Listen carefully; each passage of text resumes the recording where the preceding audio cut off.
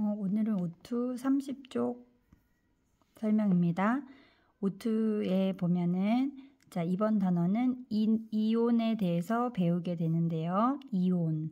우리가 앞에 원소, 원자, 분자에 대해서 배웠죠. 원소는 물질을 이루는 기본 성분이었죠. 그다음 원자는 물질을 이루는 가장 작은 입자. 그럼 분자는 뭐였죠? 물질의 성질을 가지는 가장 작은 입자였죠. 이렇게 해서 원소, 원자, 분자에 대해서 배웠어요. 그래서 원소는 원소기호. 그래서 예를 들면 수소, 그죠? 그다음 탄소 아니면 산소 이런 것들 원소기호로 외웠던 것들이 원소라고 볼 수 있고요. 원자는 입자 하나를 얘기하는 거예요. 수소 원자 하나, 그죠? 그다음 탄소 원자 하나 이런 식으로. 그럼 분자는 뭘까요? 분자는 만약에 H2O 이렇게 하면 무슨 분자죠? 물 분자. 물의 성질을 나타내는 가장 작은 입자. 이렇게 해서 산소 하나에 수소 2개가 붙어 있는 이런 모양일 때 최소 이런 모양 하나는 있어야 물의 성질을 나타낼 수 있다는 거죠. 그래서 여기서 만약에 쪼개버렸어요. 이런 식으로 쪼개버렸다면 더 이상 물의 성질을 가지지 않는 원자들이 되는 거죠. 이런 식으로 이렇게 여기도 쪼갠다면 이렇게 쪼개야 되겠죠? 이렇게 해서 원소, 원자, 분자에 대해서 배워봤고, 그럼 우리는 이번 시간에는 이온이라는 것에 대해서 배워볼 건데요. 이온이라는 것은 이 원자가 전자를 잃거나 얻어서 전하를 띠게 된다는 거예요. 원자는 원래 무슨 상태였냐면 중성이었어요. 예를 들어서 수소 원자는 이런 식으로 생겼어요. 그래서 여기 가운데에 플러스 원자 핵, 플러스 전하를 띠는 원자 핵이 있고 그 주변에 전자가 이렇게 돌고 있어요. 그런데 원자 핵이 하나이면 전자도 하나를 가지고 있어서 원자는 보통 중성 상태를 나타낸다고 했죠. 중성. 근데 여기에서 전자를 하나 잃어버리는 거예요. 전자를 잃어버리면 잃어버렸다는 표시가 이런 식으로 되어 있고, 그러면 플러스가 더 많아진 상태가 되는 거죠. 1대1로 똑같았는데 플러스는 남아있는데 마이너스는 없어졌으니까 이렇게 되면 전자를 잃어버렸으니까 양이온이 되는 거예요. 그래서 정기적으로 플러스를 띠게 되는데 잃어버렸는데 더하기네? 이렇게 생각하면 헷갈리고, 그렇게 생각하는 것이 아니라 잃어버릴 때 마이너스를 잃어버리니까 마이너스를 잃어버리고 남는 것은 플러스가 더 많이 남겠죠. 그래서 양이온이다. 이것을 꼭 기억해 줘야 합니다. 음이온은 어때요? 반대겠죠. 원래 플러스 하나, 마이너스 하나인 중성 원자 상태에서 전자가 하나 더 들어왔죠. 전자는 마이너스라고 했죠. 그래서 마이너스가 하나 더 들어오니까 어떻게 되나요? 마이너스가 더 많아지겠죠. 그래서 음이온, 정기적으로 마이너스를 띠게 되는 거죠. 이렇게 해서 이온은 크게 양이온과 음이온이 있는데, 양이온은 전자를 잃어버려서 만들어지고 음이온은 전자를 얻어서 만들어진다는 사실. 그래서 우리가 꼭 기억해야 되는 4가지 것들이 뭐냐면 이번 단원에서 원소, 원자, 분자, 이온을 알아야 된다는 것입니다. 그래서 이온의 형성 과정에 대해서 나와 있습니다. 자, 그리고 이렇게 이온은 방금 본 것처럼 그러면 수소가 H였는데, 그러면 수소가 이온이 되면 하나를 잃어버려서 보통 이온이 된단 말이죠. 그러면 하나를 잃어버려서 이온이 되니까 H 하나를 잃어버려서 플러스가 되는 거예요. 그죠? 그러면 하나를 얻는 원소는 염소 원소가 있는데 Cl하고 마이너스 하나를 얻었다는 뜻이에요. 아니면 산소는 O2 마이너스 이렇게 쓰는데, 그러면 얘는 전자를 2개 얻었다는 뜻이에요. 그러면 얘는 만약에 Cu2 플러스 Cu라면은 구리였죠. 구리 원소 기호였죠. 구리는 전자를 2개, 그렇죠, 잃어버려서 만들어지는 것입니다. 알겠죠? 그래서 이런 예들이 있는데 이런 이온들이 있고 이런 이온들 말고 조금 복잡하게 생긴 다원자 이온이라는 것도 있어요. 얘네 방금 예를 들어준 애들은 원자 한 개로 이루어진 것들이에요. 하나의 원자에서 전자를 잃거나 얻어서 만들어진. 그런데 여기 보다시피 수산화 이온 O랑 H 두 가지 원소가 결합되어 있죠. 이런 다원자, 탄산이온은 CO3 이렇게 C에 O 3개 있는 이런 원자가 모여있는 상태에서 그대로 그 덩어리 자체로 이온이 되는 다원자 이온이라는 것도 있다는 사실을 기억해 주세요. 자, 이제 이온의 표현으로 넘어가 볼게요. 그럼 이온은 어떻게 표현하는지.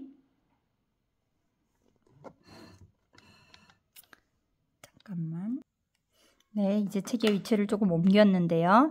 이제 양이온과 음이온의 표현에 대해서 봅니다. 그래서 방금 설명해 준 것처럼 리튬 이온인 경우에는 Li, 리튬 원소 기호를 적고 그 위에 전하의 종류를 적습니다. 잃어버렸으면 플러스, 전자를 얻었으면 마이너스가 되겠죠. 그리고 그 앞에는 여기 마이너스인 경우는 얻은 숫자, 여기 플러스일 때는 잃은 숫자를 쓰는 거예요. 그런데 만약에 하나를 잃어버렸을 때는 잃은 굳이 쓰지 않아도 그냥 플러스만 쓰면 되는 거죠. 만약에 두 개를 잃어버렸으면 2 플러스. 그리고 얻은 게 하나면 그냥 마이너스만 적으면 되고 두 개를 얻었으면 2 마이너스 이런 식으로 적으면 됩니다. 예를 들어서 이제 예를 든 것이 리튬 이온과 산화 이온, 산소가 이온이 된 경우에는 산소 이온이 아니라 화를 붙여서 소를 화로 바꾸고 이렇게 되는, 항상 그런 것은 아니지만 소로 끝나는 경우에는 화를 붙여서 이온으로 바꿔주는 경우가 많이 있습니다. 그래서 나트륨 이온, 그 다음 뒤에 이온이라는 글자를 붙이면 되는 겁니다. 요거는 칼슘 원소 기호인데 이온이니까 칼슘 이온이라고 읽으면 됩니다. 이것은 염소였는데 소는 화로 바꿔서 염화 이온. 그 다음 S-는 황 원소였거든요. 그런데 황화 이온, 이렇게 화를 그냥 붙이는 경우도 있어요. 이렇게 예외적인 경우들, 얘네는 그냥 바로 이온을 붙이기만 하면 되고 얘네들은 뭔가 바꾸거나 붙이거나 이런 식으로 해서 이름이 살짝 변형되는 경우도 있다는 것을 기억해 주세요. 아까 모형을 살펴보면 리튬 원자인 경우에는 플러스 3개, 마이너스 3개가 있어요. 그래서 무슨 상태라고요? 중성 상태였어요. 중성. 플러스를 띄지도 않고 마이너스를 띄지 않는 중성 상태이다가 얘네가 전자를 지금 잃어버리고 있죠. 하나가 없어졌죠. 그래서 2개가 남고 원자핵은 그대로 3개예요. 그러다 보니까 얘네는 이제 플러스를 띄게 된다는 사실, 그리고 전자 하나는 떨어져 나갔다는 표시예요. 그래서 여기다가 빼기 마이너스라고 적으면 더 이해하기가 쉬울 텐데 과학에서는 빼기라는 표현을 잘 쓰지 않아요. 수학이랑 그 부분이 조금 차이가 나죠. 그래서 이 빼기를 넘겨줬다, 이항했다고 생각해주면 돼요. 수학과 꼭 비교를 해보고 싶다면. 그래서 중성이다가 전자 하나가 떨어져 나간 상태로 더하기 따로 떨어져 있다는 표시죠. 그다음 산소 원자 같은 경우에는 플러스가 8개 있어요. 그럼 마이너스가 8개인지 세어볼게요. 여기서부터 하나, 둘, 셋, 넷, 다섯, 여섯, 일곱, 여덟. 맞죠? 그래서 플러스 8개, 마이너스 8개. 그래서 중성 상태였는데, 중성 원자 상태였는데 전자 2개가 더해졌죠. 전자 2개를 얻게 되면 모두 몇 개인지 한번 세어볼게요. 여기서부터 하나, 둘, 셋, 넷, 다섯, 여섯, 일곱, 여덟, 아홉, 열. 그렇죠.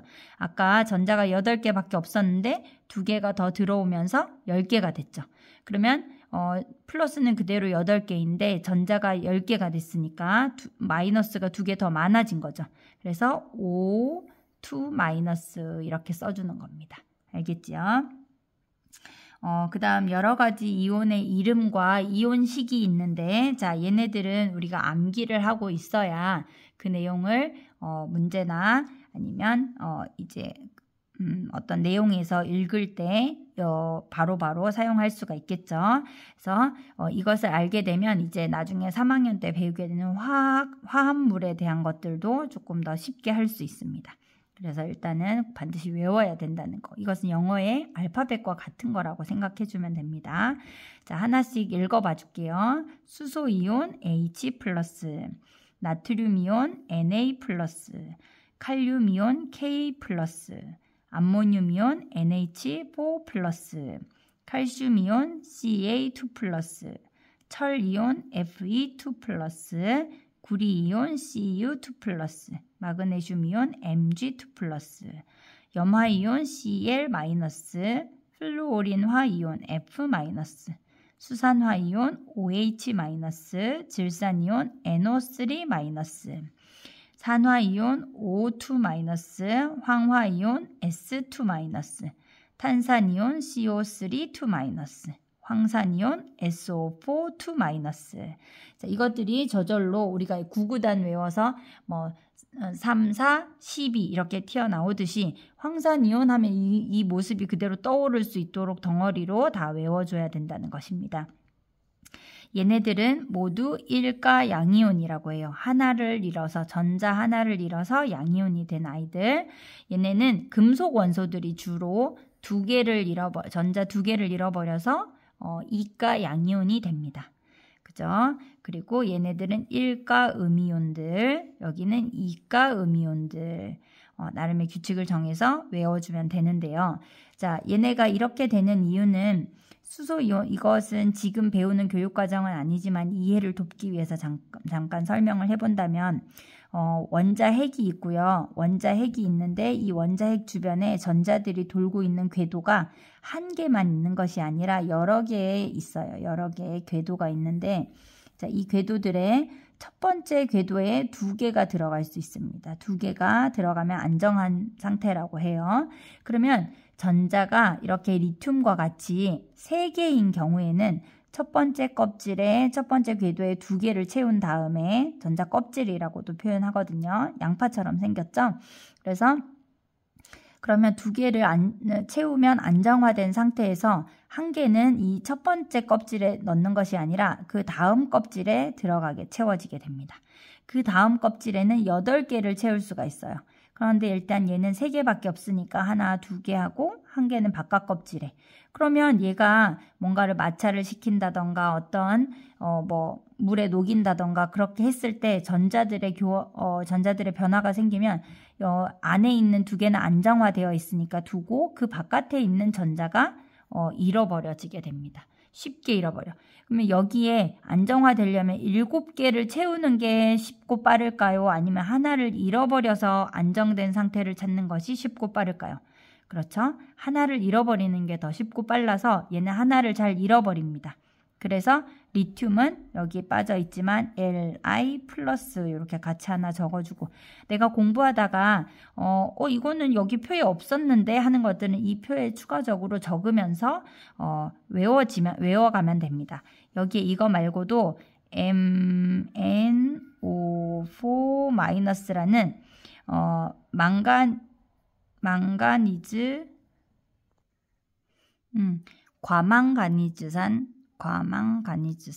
과망가니즈산 이온입니다.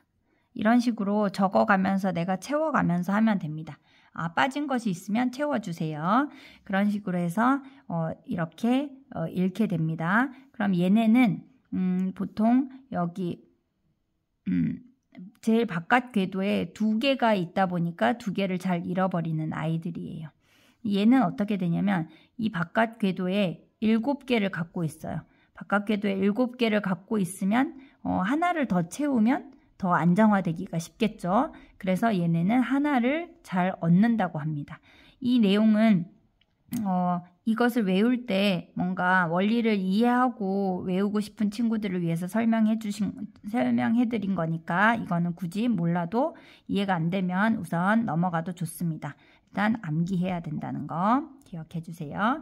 자, 이온의 전하를 확인하는 방법이 나와 있습니다. 마지막으로 이온이 들어있는 수용액에 전류를 흘려주면 플러스 전하를 띠는 양이온은 어디로 끌려갈까요? 플러스와 마이너스 사이에 인력이 작용한다는 거 알고 계시죠? 그러니까 마이너스를 띤 음이온은 플러스 전극 쪽으로 끌려갑니다. 마이너스는 플러스 쪽으로. 그러면 양이온은 반대로 마이너스에게 끌려가겠죠. 마이너스 극으로 이동하게 됩니다. 이렇게 해서 이온이 녹아있는 어떤 수용액은 건전지를 이런 식으로 전지를 연결해주면 플러스 마이너스 방향으로 이온들이 이동을 하게 되죠. 그냥 분자들만 녹아있는 물과 그래서 다른 거예요. 그래서 이런 경우 이온들이 녹아있는 수용액은 전류가 흐르게 됩니다. 그래서 이런 물질들을 전해질이라고 하기도 하고요.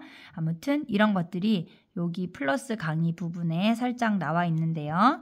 전기가 잘 통하는 물질은 무슨 말이냐면 이온을 가지고 있는 물질들이에요. 물에 녹인 상태일 때.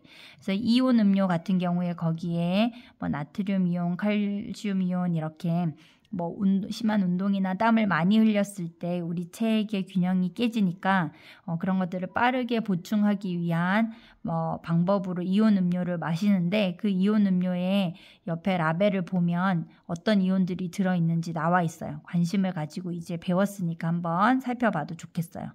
전기가 통하지 않는 물질, 순수한 물, 증류수를 순수한 물이라고 하는데요. 일반 수돗물에는 염소이온이나 소독 과정에서 여러 가지 물질 같은 미네랄 같은 것도 들어있고요. 여러 가지가 들어있습니다. 그래서 순수한 물은 전류가 조금 흘러요. 수돗물은. 그런데 증류수, 순수한 물, 실험실에서 실험에만 사용하는 순수한 물의 경우에는 전류가 흐르지 않습니다. 그다음 설탕 같은 경우에도 이온화가 되지 않고 분자 상태 덩어리가 그대로 녹기 때문에 이온이 없어서 전류가 흐르지 않는 수용액입니다. 이런 식으로 구분해서 알아주면 좋겠습니다. 자, 여기 그림으로도 나와 있죠. 염화나트륨 같은 경우에 여기 있는 이 염화나트륨 같은 경우에는 이런 식으로 물에 녹으면 이온화가 되기 때문에 전기를 흘려주면 플러스 마이너스 쪽으로 흐름이 생기죠. 그 흐름이 전류라고 볼 수 있기 때문에 전류가 흐른다고 볼 수 있고 설탕 분자 같은 경우에는 전기를 띤 입자가 아니에요. 그래서 얘네는 수용액이어도 전류가 흐르지 않습니다. 이런 식으로 기억해 주면 됩니다.